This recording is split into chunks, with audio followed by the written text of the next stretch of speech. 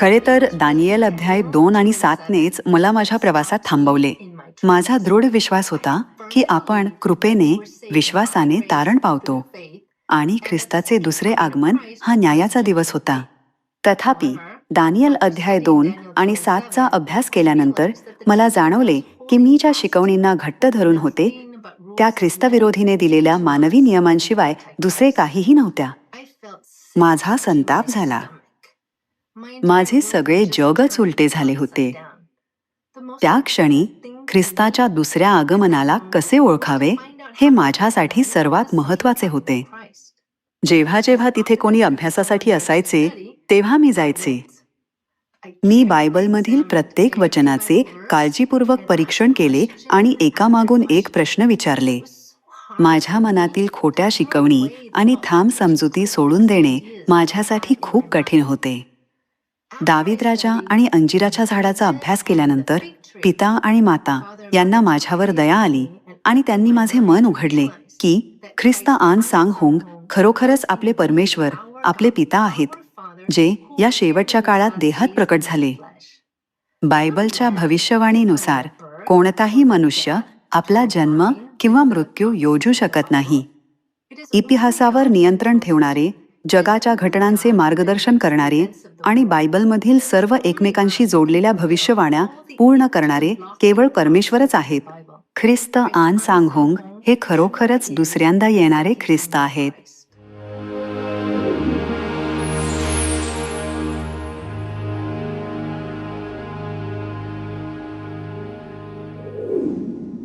ख्रिस्त आन सांग होंग हे आपले परमेश्वर, दुसऱ्यांदा येणारे ख्रिस्त आहेत हे निसंशयपणे समजल्यानंतर मी सत्य पुस्तके वाचायला सुरुवात केली.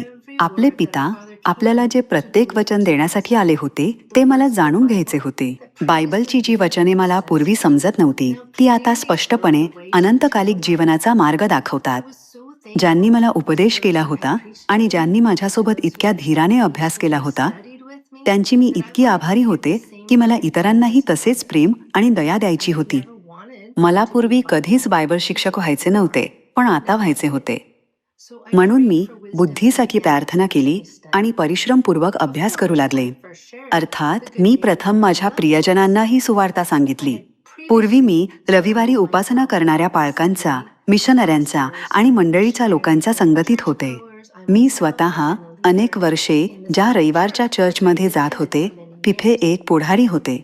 रविवारच्या उपासनेच्या जगातून मी स्वतःला वेगळे करू लागले तेव्हा स्वाभाविकच मला त्यांना मी रविवारचे चर्च का सोडत आहे हे समजावून सांगण्याची आणि पालकांपासून सुरुवात करून त्यांना उपदेश करण्याची संधी मिळाली. तुम्ही कल्पना करालच, माझी तलवार लवकरच खूप धारदार झाली. चर्चमध्ये असे लोक होते जे खरोखर परमेश्वरावर प्रेम करतात असे मला वाटत होते. ते सत्य मनापासून स्वीकारतील. माझे जीवन चर्च ऑफ गॉडकडे वळल्यामुळे मला पूर्वी कधीही न अनुभवलेले ओसंडून वाहणारे प्रेम आणि आनंद जाणवू लागला. स्वर्गाच्या राज्याची आशा बाळगणाऱ्या आणि सियोनला आनंदाने व कृतज्ञतेने भरणाऱ्या बंधू भगिनींमध्ये असणे हा एक मोठा आशीर्वाद आहे. या जगात आल्याबद्दल, आम्हाला अंधारातून बोलावल्याबद्दल आणि अनंतकालिक जीवनाकडे नेणारे हे मौल्यवान शब्द पाहू व ऐकू दिल्याबद्दल मी पिता आणि मातेचे मनापासून आभार मानू इच्छिते. पिता आणि माता, तुम्ही आमचे सर्व काही आहात.